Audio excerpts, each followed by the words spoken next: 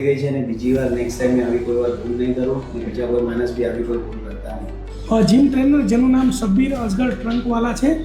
એ પોતે 7 વર્ષ પહેલાં પૂજા એલવન જીમ જે સિટી રાઇટ એરિયામાં આવ્યો છે ત્યાં જતો હતો। એને એક મહિલાને જીમ શીખવાડતા એની પ્રેમ જાળમાં ફસાવી હતી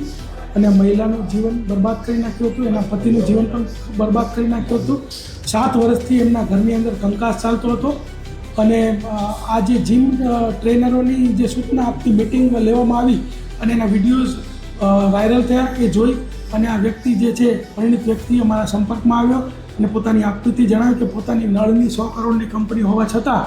પોતે ખૂબ જ દયનીય પરિસ્થિતિમાં જીવે છે। એણે પોતાની વિગત જણાવી તો આજથી 7 મહિના પહેલાં આ જીમ ટ્રેનરને પોતાની પત્ની સાથે સંબંધ ન રાખવા સમજાવતા